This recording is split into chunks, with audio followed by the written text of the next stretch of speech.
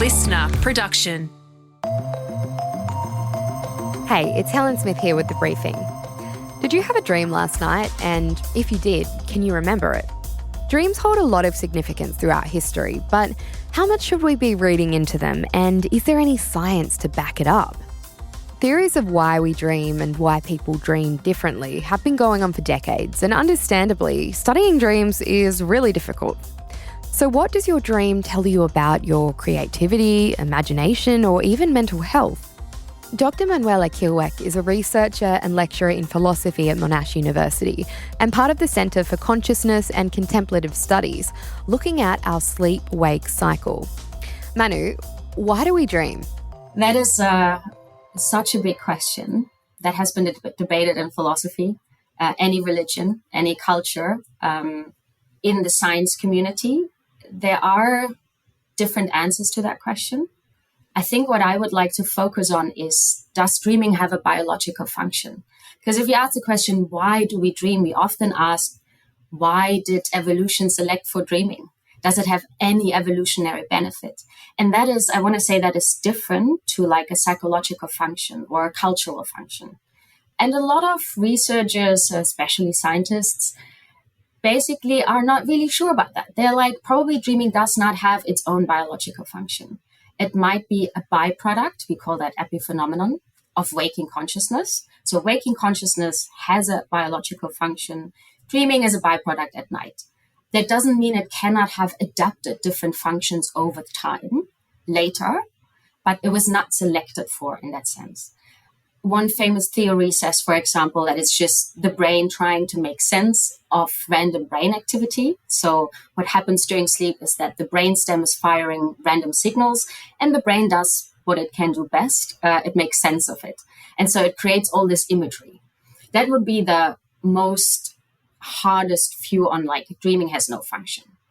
I think two aspects that are consistently discussed is, does dreaming serve memory consolidation and memory integration? That is a function of sleep. In some way, I have to say that the dream content is usually helping us to understand why we dream. This is where we usually start, combined with brain activity for sure. But we look at content. What do people dream about? Because it might tell us why we dream. So one idea would be that. The difficulty with this one is that we know that memory consolidation, processing, and integration is a function of sleep. Is it a separate function of dreaming? So the difference between sleep and dreaming is obviously that we have a conscious experience. We simulate something. So does the simulation in itself have a function? Or is just dreaming a window into underlying neurobiological processes? Another aspect about the content of our dreams is that it's quite emotional. So some theories claim that dreaming might be a way to regulate our emotions. We replay especially situations that were emotionally salient, so that were important or significant or difficult to deal with. And in dreaming, we process these emotions so that in waking life, we have a more balanced approach. The idea comes from, if you look at certain mood disorders, depression, anxiety, if you look at disorders that actually lead to emotional dysregulation, like post-traumatic stress disorder, we also observe a difference in dreaming. So people tend to have more nightmares or more anxiety dreams. So dreaming does seem to change with our emotional states, with our overall emotional well-being. And that gives some substance to that idea that we might actually process and regulate emotions through dream simulation.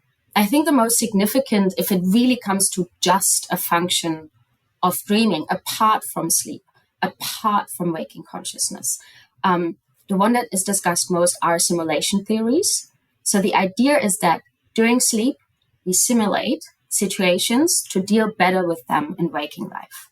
So the idea was maybe what we're doing, and maybe what dreaming was selected for evolutionary, was to practice threats coming from animals, threats coming from things we can't see, threats from other humans. And so maybe we are practicing. The problem is obviously that we do not have just chasing dreams. We dream all kinds of things. We have the weird dreams, we have the funny dreams, we have the sexual dreams. So if you want to establish a biological function of dreaming, you need most dreams to fit into that scheme, which is why they developed the social simulation theory, which is, I think, the one that has currently the most merit. Because what I'm going to say now is very trivial. But we do dream most of the times. 95% of the dreams involve another character than the dream self. That might sound trivial, but if you think about if dreaming is just mirroring waking life, then we should dream a lot more about things that we do not dream about.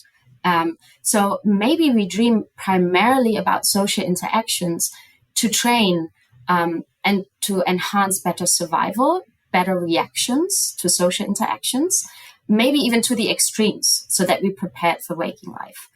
I think overall, why we dream is probably a combination of more than just one function. We know it enhances creativity. We know it does something to our emotions. It regulates our emotions. So I think it is a big debated question, and probably we might find that it sits somewhere in between all of those ideas. Okay, so putting the why aside, can you tell me a little bit about how we actually dream? What stage of sleep are we in when we're more likely to dream? And what happens to the brain when we're dreaming? That is a very interesting question. We're only making very slow progress on. The reason is that compared to other states, it's quite difficult to, for example, put someone in an fMRI scanner, make them sleep, and then see the pictures, but ask them at the same time what they're dreaming about. We can't do that. So dream research in general has quite a big problem in the sense of we have to let people sleep. And then in hindsight, we ask them, what were your experiences about? I think the first indication was when we invented the EEG that measures cortical electrical activity, brain waves, in 1934-35. For the first time, we measured what's happening during sleep. And we have different sleep phases. We have deep sleep, we have light sleep, and 1 and 2. That's called non-REM sleep. And then they discovered REM sleep, which is one of the sleep phases, rapid eye movement sleep. Interestingly, the brain waves showed similar activity like wakefulness. And it was our first indication that something is going on in the brain that looks much like wakefulness. And it does. The interesting thing is that we have muscle atonia during REM sleep. So our body is our muscles are in paralysis. Because if they wouldn't, we would act out everything we dream. And that means for the brain, which is something I like to say, it doesn't really make a difference if it's dreaming or if it's awake. The signals are close to wakefulness. Most recent research shows that there are certain brain regions active during sleep that are actually also active during wakefulness. It is called the default mode network. It is a broad functional network that includes the temporal lobe, so at the side, the occipital lobe. Obviously, dreams are visual. They create imagery. The prefrontal cortex activity is quite reduced in dreaming, so we have no perception. So the default mode network is also active when we are in restful wakefulness. So when we are resting, when we mind wandering, sometimes when we're daydreaming, the same network is active. It overlaps to a great extent with memory networks and with networks that are responsible for imagination and future planning. So we do not just dream during REM sleep. We dream across all sleep stages, but the most vivid, the most bizarre, the most narrative dreams we do have during REM sleep. Why do some people remember their dreams more than others, and how long does a typical dream actually last for? I think that's such an interesting question that plays into, do people actually dream? Do they have a different frequency of dreaming, different dream recall, or do they just remember more or less dreams? And again, we have the problem here that what we measure or what we do research on is dream memory. So I think there are a couple of neurobiological factors that actually influence dream recall, the frequency of dream recall, and the actual experience of dreaming, not the report, not the memory. So some people have higher prefrontal cortex activation or just spontaneous activity, which seems to help not just with memory integration, but also with probably having a higher frequency. And people who recall their dreams more frequently have higher activity in the TPG, that's the temporal parietal junction. So that's some neurobiological factors. Also, we seem to have a difference in the actual experience of dreaming with age, but most of the differences show with memory. So good news, if you have a very good sleep and a deep sleep, you might tend to remember your dreams less.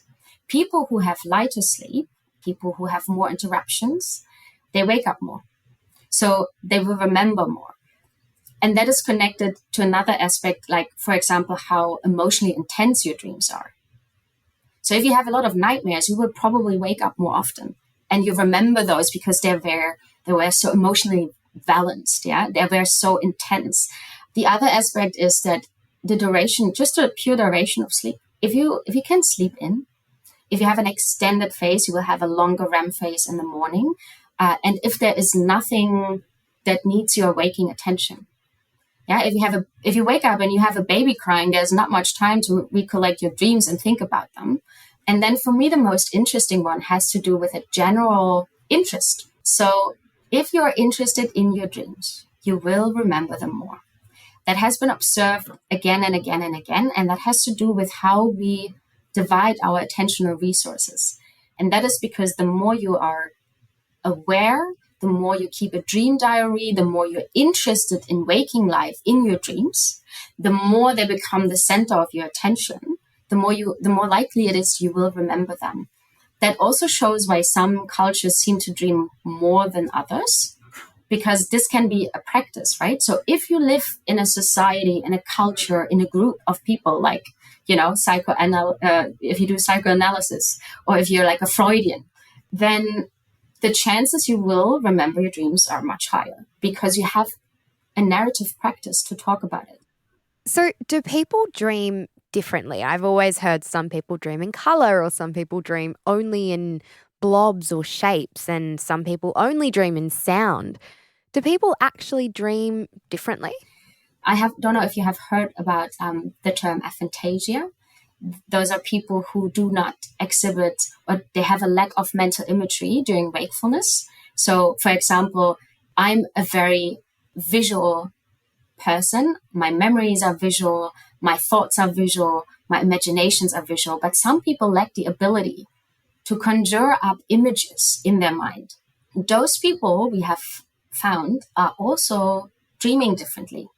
And that is because their brains are literally wired differently. So the functional connectivity between the occipital lobe, where you have all your visual experiences, and the prefrontal cortex, they're just differently connected. The connection is not as strong as in people who have very vivid imagination, visual, and very vivid dreaming.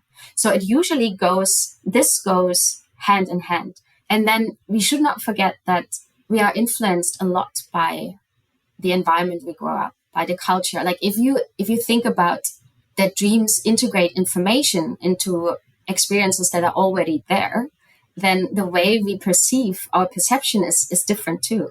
We don't know if we see the same color of red, right? Some people can't hear an inner voice. Some people only think in inner voices. And so this is the same for dreaming. We do have just different people have different qualities of dreams. So they are different. And if we're honest, like if you would ask me about my dream, I would rarely report on the qualities of the dream unless they play a significant role in the dream narrative. We report on events, emotions. We are like, and then I got scared, and then my mother appeared and we had this discussion, or I was with my grandfather and he's already passed, but we were at the same age. There is no mentioning, was my grandfather in color or not? Was that monster pink or purple? Maybe you asked me, you're like, so was there any color? And the question now is, was there color, or am I adding the color now that you are asking me?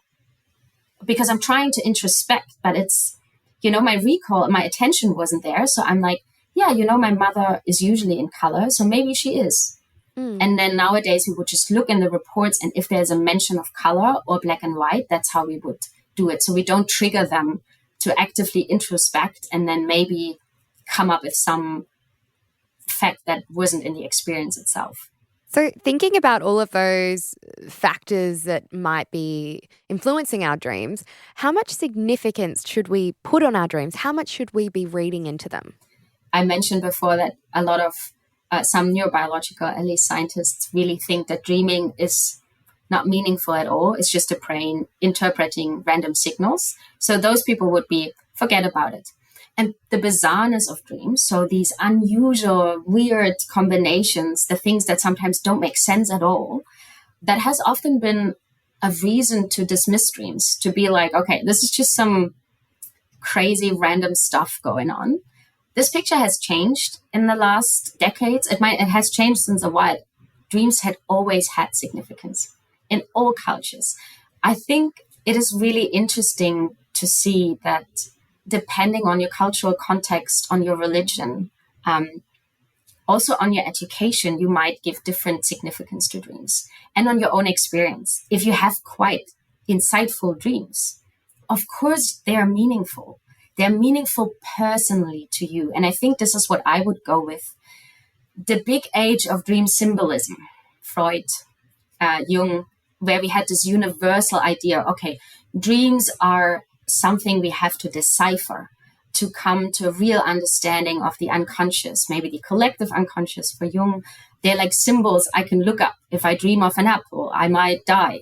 I think most people, at least in the scientific community, don't agree with this view anymore. And that is just because this universalism is quite unlikely. What is likely is that the brain, left without a lot of cognitive control, with minimal constraints on content, creates a lot of content that is novel and that is creative. For a lot of people, if we think about the emotional aspect, so emotion regulation, so if you wake up from like quite an emotional, distressing dream, we often ask ourselves, why? What is going on? So it gives us an information, and that is, I think, the most in-between scientific explanation that also has this cultural significance I could give, is that the dreaming brain creates a lot of information. The brain is incredibly active. It uses a lot of energy to assimilate. So if it would be totally for nothing, I don't think that. It is not always, not every dream is useful, not every dream is meaningful. But as waking consciousness, sleeping consciousness is part of the same organism, so that it gives us some information about our mental well-being, our physical well-being, our state of mind, our emotional state. I think this is very likely, and I think it is helpful for a lot of people. It is helpful to focus on dreams, to reflect, to have an insight, and I think it's an important cultural and psychological function that I think researchers shouldn't dismiss. Dr. Manu, thanks so much for joining us on The Briefing. Thank you so much. It was a pleasure. That was Dr. Manu there, and that's it for this episode of The Briefing. We'd love it if you could share this ep with someone else you think might enjoy it as well. Maybe it's one of those people who always wants to tell you their dreams. And if you want to keep up with our other content, you can check us out on Instagram at The Briefing Podcast and on TikTok and YouTube. Just search for Listener Newsroom. And we'll be back in your feed tomorrow at 6 a.m. I'm Helen Smith. See you next time.